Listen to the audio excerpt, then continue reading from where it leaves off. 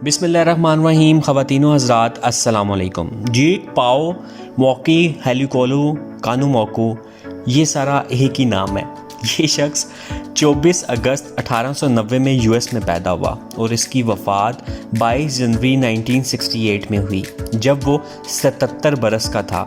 जब उसकी वफ़ात हुई तो गवर्नमेंट ने उसे एजाज़ी तौर पे दफनाया और बहुत सी गाड़ियाँ हूटर बजाती हुई उसके प्रोटोकॉल में उसके साथ गईं और बहुत से पुलिस के अफराद भी उसकी डेड बॉडी के साथ एजाज़ी तौर पे गए।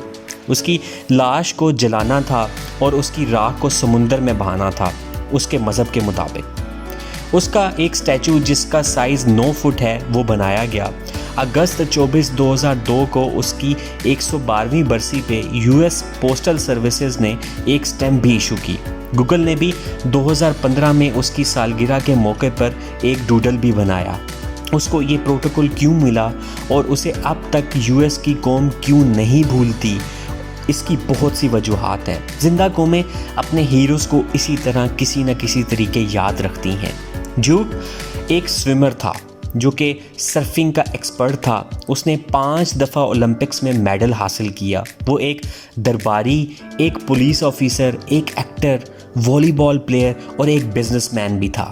वो ज़्यादा पढ़ लिख ना सका क्योंकि उसने अपनी फैमिली को सपोर्ट करना था, क्योंकि उसकी फैमिली एक मिडिल क्लास फैमिली थी। उसने पहली दफ़ा यूएस ओलंपिक में स्विमिंग टीम के लिए 1912 में इंतहाई आसानी से क्वालिफाई कर लिया।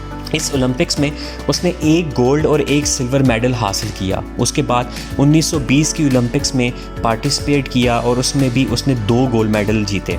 1924 ओलंपिक्स में ड्यूक ने तीसरी दफ़ा क्वालिफाई किया और अब उसकी उम्र 34 बरस हो चुकी थी। फिर भी वो सिल्वर मेडल जीतने में कामयाब हो गया। वो 1932 की ओलंपिक्स में भी वो यूएस की वाटर पोलो टीम के साथ गया और एज एन अल्टरनेट प्लेयर की शक्ल में मौजूद रहा। ओलंपिक से रिटायरमेंट के बाद उसने सर्फिंग पे बहुत से एग्जीबिशंस किए और इस खेल को हवाई के अलावा दूसरे ममालिक में भी प्रमोट किया। 1925 में कैलिफोर्निया के एक बीच पे 29 मछेरे डूब रहे थे, जिनमें से 17 पहले ही डूब चुके थे, पर ड्यूक ने अपने इस स्किल को इस्तेमाल करते हुए तकरीबन 8 लोगों की जान बचाई। वो दुनिया का पहला शख्स था जिसे स्विमिंग हॉल ऑफ फेम और सर्फिंग हॉल ऑफ फेम में जगह दी गई।